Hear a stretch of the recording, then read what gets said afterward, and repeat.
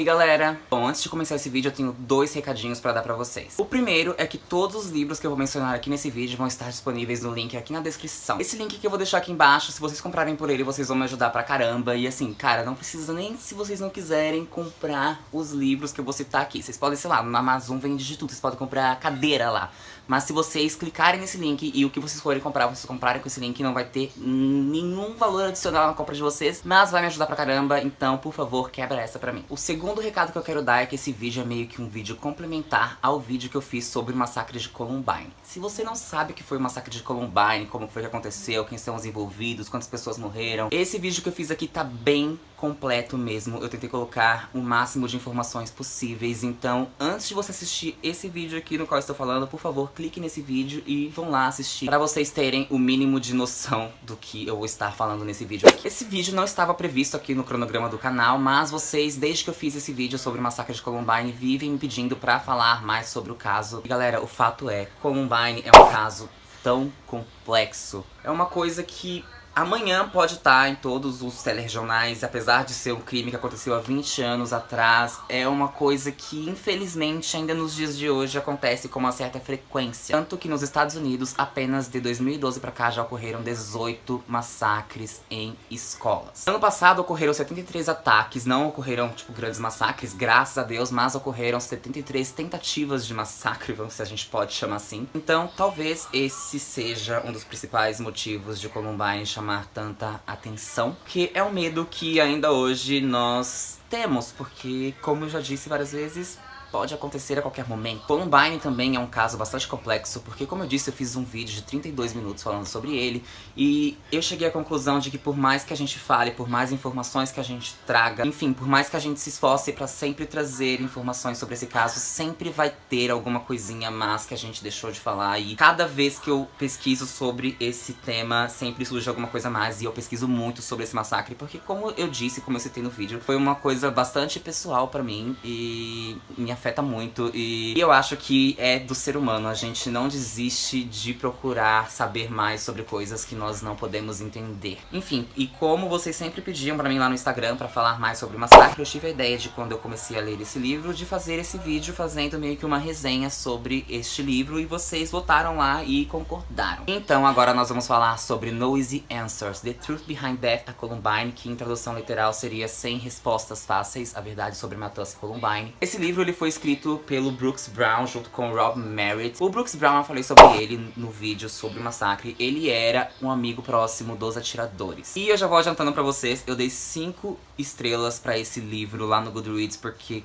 cara, esse livro, ele é foda, assim, um dos melhores livros de true crime que eu já li. E assim, pra fazer o vídeo que eu fiz, o vídeo anterior, eu li o Acerto de Contas de uma Mãe, da Sue Klebold, e eu li o Columbine, do David Cullen. Li em inglês, porque ele ainda não tinha lançado aqui no Brasil, ele vai sair agora esse ano aqui pela Dark Side. E se vocês me perguntarem qual deles eu recomendo que vocês leiam primeiro, eu recomendo sempre que, antes de vocês lerem o Columbine, do David Cullen, vocês leiam este livro aqui, junto com o Acerto de Contas de uma Mãe. Que, enfim, apesar de Columbine ser um livro muito bom, mesmo eu tendo algumas ressalvas, como eu falei também nesse vídeo aqui, eu prefiro que vocês comecem tanto por esse quanto pelo Acerto de Contas de uma Mãe, porque foram escritos por pessoas que conviveram com os atiradores e pessoas que estavam ali próximas deles diariamente. Obviamente, né, a sua mãe do Dylan, então ela tava perto dele diariamente. Mas enfim, o Brooks era amigo deles e o Brooks estava ali diariamente convivendo com eles. E se tem pessoas que podem chegar mais perto de uma motivação para o que aconteceu, se é que existe uma motivação, são pessoas próximas ao Eric e o Dylan. E então eu recomendo muito que vocês comecem lendo esse livro e o livro da mãe do Dylan antes de passarem para o Columbine. Se possível, comece pelo Acerto de Contas de uma Mãe, depois passe para esse e depois passe para o Columbine, porque o Acerto de Contas de uma Mãe é um livro bastante emocional, e aí depois você passa para esse livro aqui e já dá meio que uma quebra no emocional, e vocês já começam a entender mais o caso como realmente um caso de crime.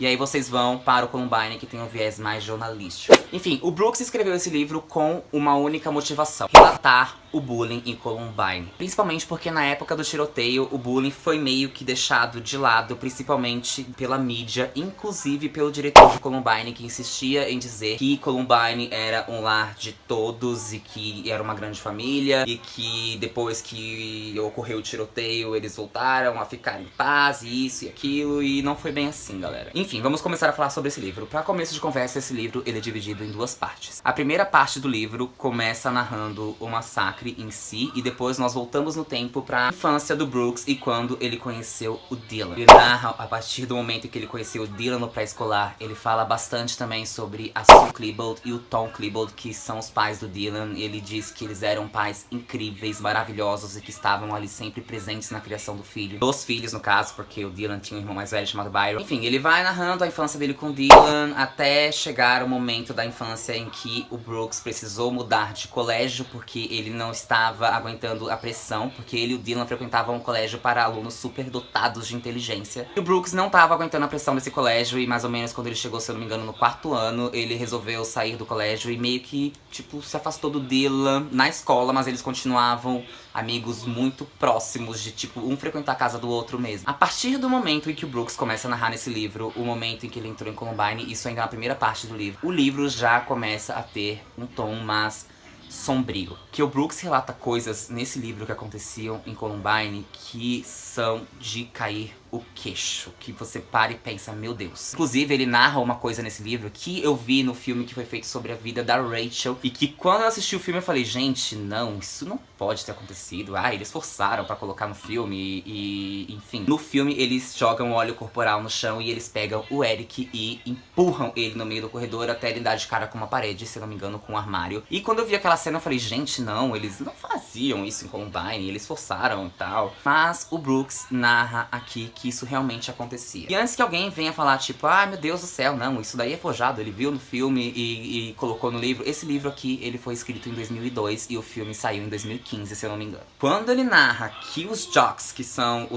eram, no caso, os principais atletas de Columbine, jogavam óleo corporal no chão e jogavam os alunos no chão e empurravam, eu pensei, puta que pariu, que nojo. Inclusive, o Brooks narra aqui que uma aluna chegou a quebrar o braço nessa brincadeira. Ele relata também que tanto os professores, quanto os diretores, quanto os administradores de Columbine faziam vista grossa quando alguém denunciava, simplesmente porque, na grande maioria dos casos, os agressores eram os jocks, os atletas, as líderes de torcida, que eram pessoas que agregavam ao currículo da escola. Então eles resolviam fazer vista grossa e os alunos que faziam esse tipo de bullying saíam simplesmente com um tapinha nas costas e muitas vezes ele escutava os professores dizerem que isso só estava acontecendo porque os garotos estavam sendo garotos.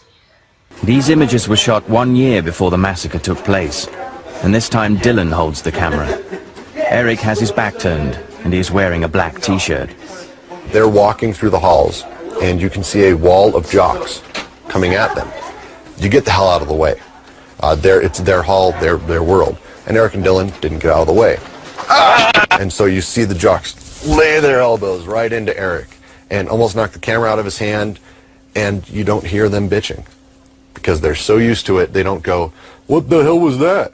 They go, uh-huh, and they just move on. Because it's so commonplace. Ele relata aqui também que o Eric era um dos principais alvos de bullying em Columbine. Principalmente pela estatura, o Eric ele era o menor entre os amigos dele. E também devido a uma deformidade que o Eric tinha no peito. Ele relata que o Eric não tirava a camisa em Columbine porque uma vez que ele tirou a camisa, todos os alunos que estavam no vestiário fizeram... Enfim, vocês imaginam como são jovens, né? Eles adoram, tipo, jogar um defeito seu na tua cara e é isso. Ainda na primeira parte do livro, o Brooks começa a narrar como começaram os problemas dele com o Eric. Quem não sabe, não viu meu vídeo e escolheu assistir esse vídeo aqui, não sei porquê, antes de ver o outro. O Brooks, ele teve uns problemas aí com o Eric que envolveram até polícia. No caso, era pra ter envolvido polícia. O Brooks chegou a denunciar o Eric, que a polícia meio que sumiu com o relatório de denúncia da família do Brooks. O problema do Brooks com o Eric começou por causa de uma carona. Enfim, o Brooks e um amigo davam caronas para o Eric ir para a escola. O Brooks dirigia o carro às segundas, quartas e sextas, e esse outro amigo do Brooks dirigia às terças e quintas. Porém, o próprio Brooks relata no livro que o Brooks era muito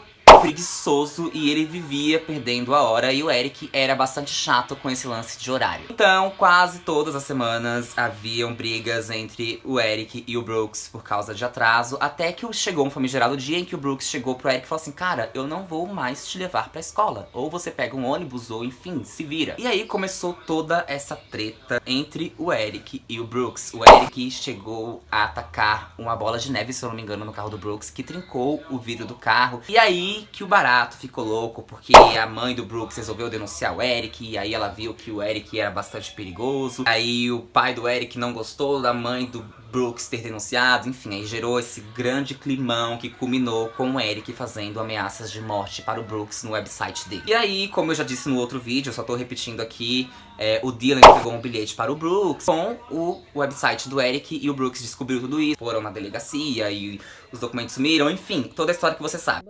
The Brown family of Littleton knew Harris and Dylan Klebold well. Brooks Brown was close friends with Harris, but that fell apart when Harris began a web page posting vicious threats. I am the law. If you don't like it, you die. If I don't like it or I don't like what you want me to do, you die. All I want to do is kill and injure as many of you as I can, especially a few people like, he names my son's name. That's a specific death threat. The Brown family says they called Jefferson County Sheriff's deputies in March of 1998, and a Jeffco deputy came to their home and viewed Harris's profane website and the threats. Then they say they turned the material over to Jeffco detectives. And the case number is 98-5504. The Browns say they followed up with persistent phone calls to get the sheriff's department to act. The police department was handed this on a silver platter and did nothing. Amen. That's how I feel. Então, o Brooks narra aqui que os pais dele também chegaram a comentar sobre o Dylan na delegacia, porque o Brooks não tinha 100% de certeza de que o Dylan entregou esse bilhete pra ele com a intenção de ajudar. O Brooks, no fundo, achava que o Dylan entregou esse bilhete pra ele a pedido do Eric. Ele achava que o Eric queria que ele visse o website como uma afronta, então ele não tinha certeza se o Dylan fez aquilo realmente pra ajudar ou se ele fez a pedido do Eric. E aí ele meio que se afastou do Dylan também. Até o início do último ano, quando o Brooks e o Dylan meio que fizeram as pazes e voltaram a conversar e fizeram parte da aula de teatro, como vocês podem ver nesse vídeo aí. O Brooks também fala sobre esse momento em que eles estavam gravando esse vídeo super descontraídos. Porém, antes de fazer as pazes com Dylan, houve outro problema que eu não sabia que havia acontecido. O Brooks disse que o Eric, acompanhado do Dylan, foi na casa de um amigo deles que se chamava Nick. E o Eric detestava esse Nick por causa da risada dele. E o Eric foi com o Dylan lá na casa desse tal de Nick e tal, quando não tinha ninguém, e eles colaram todas as fechaduras da porta da casa do Nick. E então o Eric tratou de espalhar o boato de que quem tinha feito isso era o Brooks. E aí gerou uma grande confusão, até que o Brooks conseguiu provar que não poderia ter sido ele a ter feito isso, por causa do horário em que ele estava em outro lugar, o horário que aconteceu isso na casa, enfim. A treta deles, como vocês podem ver, rendeu pra cacete, e eu não falei disso no outro vídeo, eu queria colocar aqui. Enfim, no fim do inverno de 98, o Eric e o Brooks finalmente fizeram as pazes. O Brooks relata aqui que ele resolveu fazer as pazes e conversar com o Eric, porque eles passaram a fazer 2 aulas juntos, e nessas aulas ficava um famigerado climão, porque meio que dividiu o grupo de amigos, porque eles tinham muitos amigos em comum. E na hora que eles iam fazer a aula, tipo, os amigos não sabiam o que fazer. Aquele famigerado, tipo, divórcio. Seu pai separa da sua mãe, você não sabe pra que lado ir. Aconteceu mais ou menos isso, só que com amigos. Isso provavelmente salvou a vida do Brooks no dia do massacre e fez com que o Eric dispensasse ele, como eu falei no outro vídeo já. Basicamente, ele chegou no Eric e falou que quase um ano já havia se passado e que eles agora eram outras pessoas e tal. E ele meio que relata que sentiu que o Eric só estava esperando que ele fosse fazer as pazes. Ele acha que o Eric queria, mas o Eric era duro demais, ele era orgulhoso demais pra fazer as pazes, enfim, segundo o Brooks acha, né?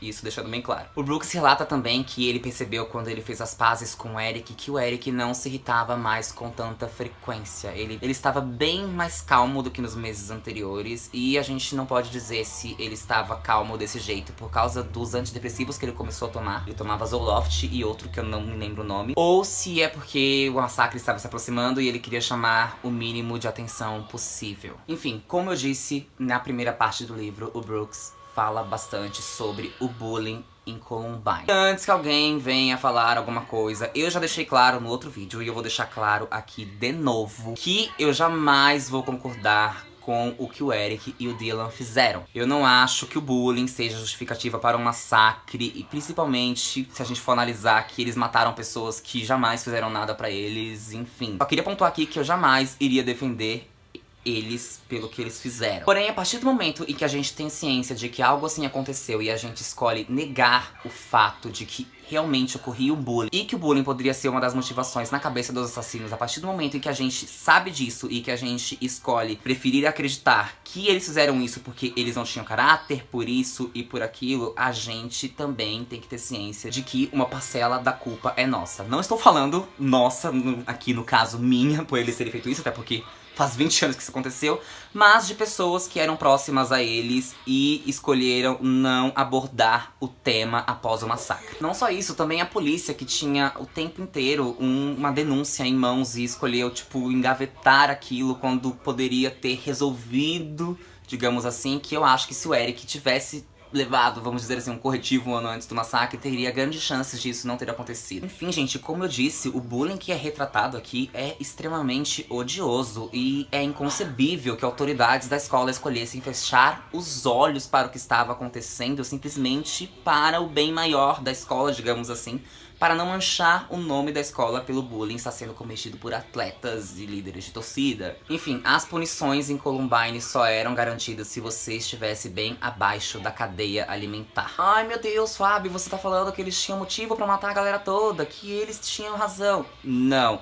obviamente eu não estou falando isso. O que eu estou dizendo é que no contexto social nós temos que sim analisar qualquer coisa que possa ter sido de motivação para que eles dois achassem que deveriam cometer um massacre. Porque como eu disse, na minha concepção, bullying em si não é motivo pra você matar pessoas inocentes, mas cada pessoa tem o seu gatilho e esse provavelmente pode ter sido dele. E eu acho sim que se as pessoas pegassem a temática do bullying e usassem como uma possível motivação, teriam chances aí de existir programas sociais que pudessem evitar que tragédias como essa se repetissem constantemente. Porém, a mídia preferiu relatar simplesmente que 2 loucos invadiram uma escola e saíram matando pessoas a esmo. A mídia relatou que Columbine foi um ataque religioso, relatou que Columbine foi um ataque racial, apesar de só um negro ter morrido durante o massacre. Enfim, faltou meio que responsabilidade, porque eu acho que eles deveriam ter abordado mais sobre o bullying em si. É como eu disse, eu já sofri bullying e eu nunca saí atirando em ninguém, porém, todo ser humano tem um gatilho, e quem garante que esse não foi o gatilho dele? Reforçando mais uma vez, pela 3ª vez nesse vídeo, que eu não passo a mão na cabeça deles, dizendo que eles estavam certos. Porém, eu também não vou ser hipócrita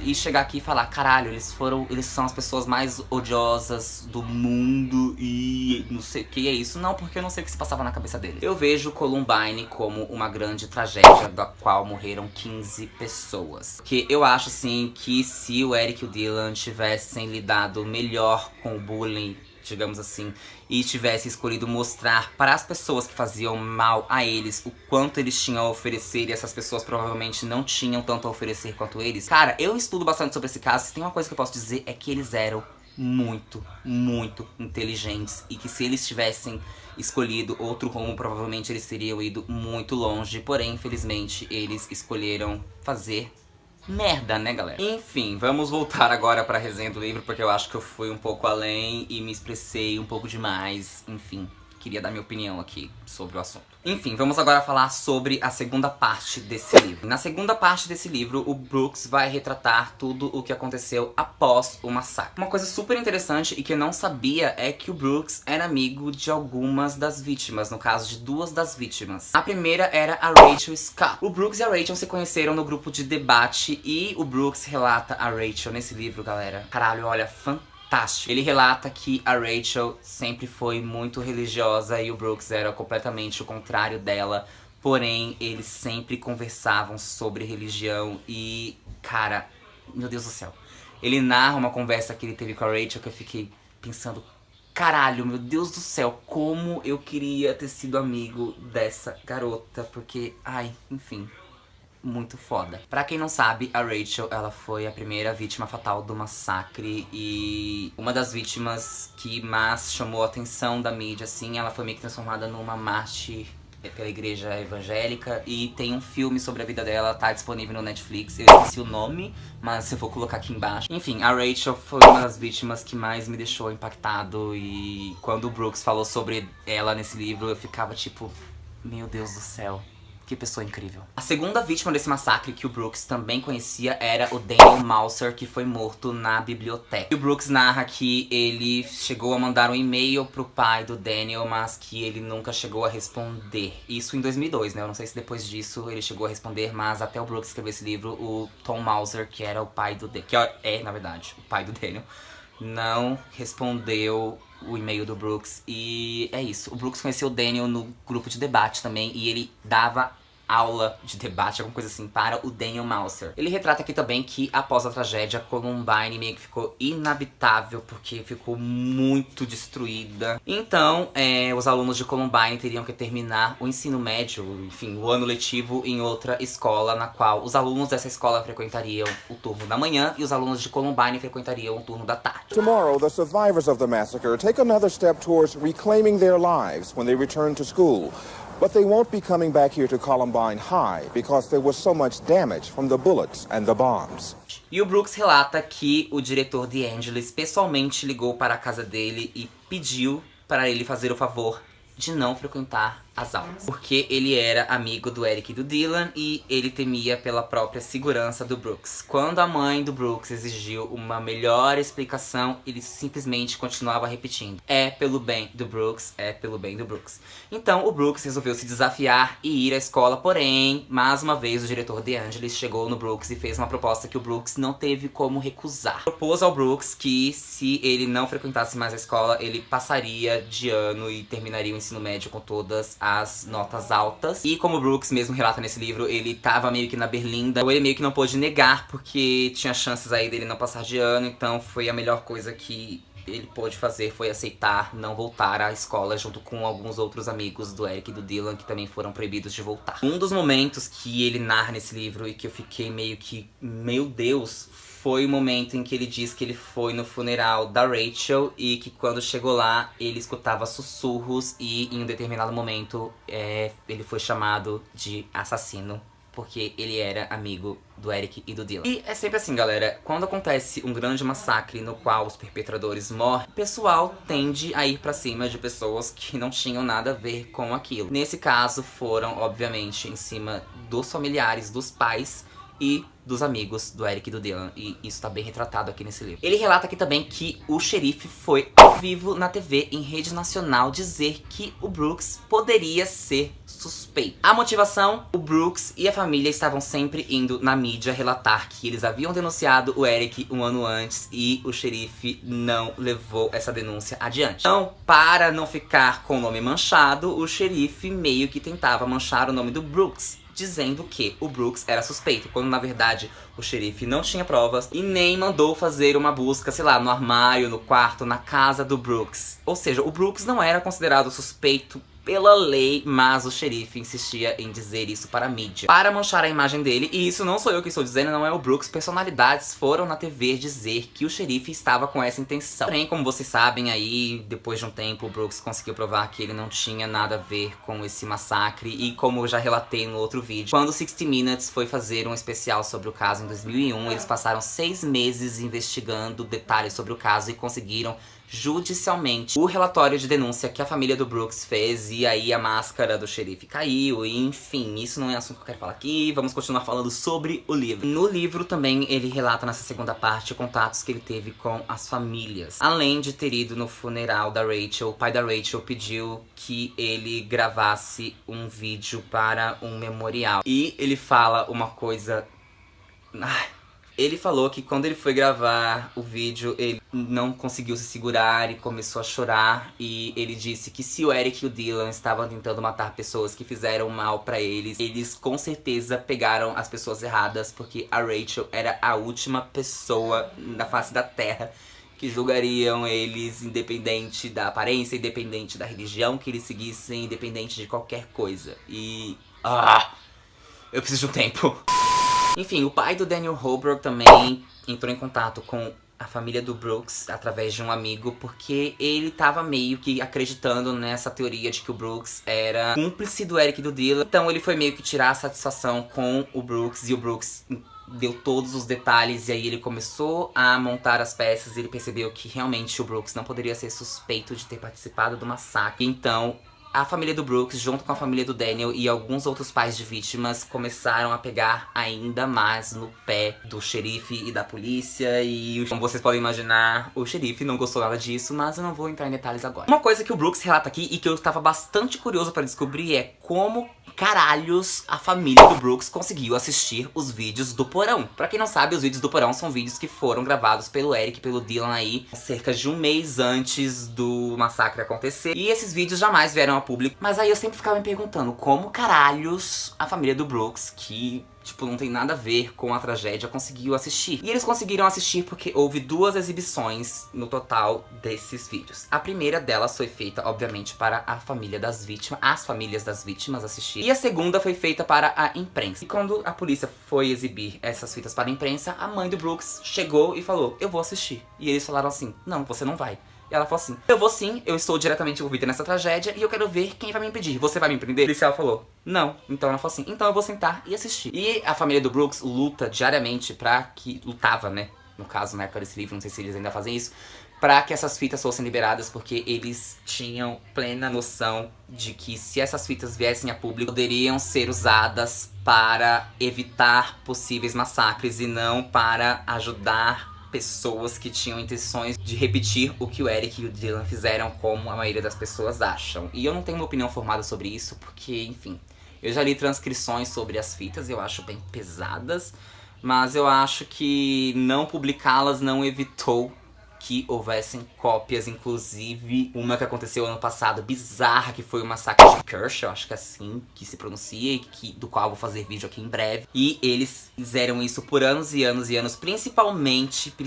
por uma coisa que eu não sabia, mas o irmão do Brooks estava dentro da cafeteria na hora que o massacre começou. Assim que o Eric e o Dylan entraram no colégio pelo andar de cima, ele saiu pela porta da cafeteria. Inclusive, quando o Brooks chegou em casa, o irmão dele já estava lá e ele disse que foi o maior alívio que ele já sentiu em toda a vida dele. Pra encerrar esse vídeo, eu gostaria de ler o trecho de uma frase que o Brooks escreveu no livro. Eric e Dylan estão mortos. Eles perderam. Eles morreram naquele dia. Se você é religioso, você deve achar que nesse momento eles estão queimando no inferno e tendo um dos piores momentos que você pode imaginar. Ou seja, também na sua concepção, eles não ganharam. O que nós devemos fazer é tentar ao máximo tirar dessa tragédia aprendizados para evitar que coisas assim voltem a acontecer no futuro. E isso inclui lutar ao máximo para acabar com o bullying nas escolas. Eu quis terminar com essa frase porque basicamente é sobre isso que todo esse livro se trata. Sobre o bullying e as consequências que o bullying pode trazer para a vida das pessoas. Mas esse foi o vídeo, eu espero que vocês tenham gostado. Se teve barulho aí no fundo, vocês me perdoem, é porque tem bastante gente aqui em casa, eu não moro sozinho e eu não posso matar eles, porque senão quem viria aqui no meu canal fazer um vídeo sobre o crime que eu cometi? No mais, galera, eu recomendo muito, muito, muito esse livro, porque ele é, olha, tipo, demais. Eu sempre recomendo livros que são escritos por pessoas que foram vítimas ou que estão de alguma forma relacionadas ao que aconteceu. Eu, como disse, acho o livro do Dave Cullen ótimo, mas, porém, foi escrito por um jornalista e não por uma pessoa que vivenciou de perto a tragédia antes e depois de acontecer. Enfim, se vocês quiserem comprar esse livro, eu vou deixar o link aqui embaixo. Se vocês quiserem comprar, sei lá, como eu disse, papel higiênico, eu não sei se vende, mas provavelmente não. Mas se vocês quiserem comprar qualquer coisa na Amazon, você pode clicar nesse link e a partir desse link você pesquisa o que você quer comprar, que mesmo assim você vai me ajudar pra cacete e não vai doer nada no seu bolso. Obrigado, de nada. Mas é isso, galera, eu espero que vocês tenham gostado desse vídeo. Eu tentei trazer o máximo de informações sobre o livro que eu pude, e eu espero que eu tenha despertado em vocês a vontade de ler essa obra. Eu estava pensando em, a partir de agora, de vez em quando, começar a fazer resenhas de livros true crime que eu leio, porque eu leio bastante livros true crime. Se vocês gostarem da ideia, comentem aqui embaixo ou vão lá no meu Instagram e falam que de vez em quando eu venho aqui falar sobre os livros true crime que eu estou lendo. Mas é isso, dá o seu joinha aqui no vídeo, se inscreve aqui no canal, compartilha esse vídeo nas redes sociais, manda no grupo da família, manda naquele seu grupo que você tem pra falar sobre crimes, porque eu sei que tem bastante, porque vocês chegam pra mim, falam lá no Instagram que vocês têm grupos pra falar sobre crimes. Então compartilha esse vídeo nesses grupos aí, e é isso. Eu espero que vocês tenham gostado do vídeo e até a semana que vem.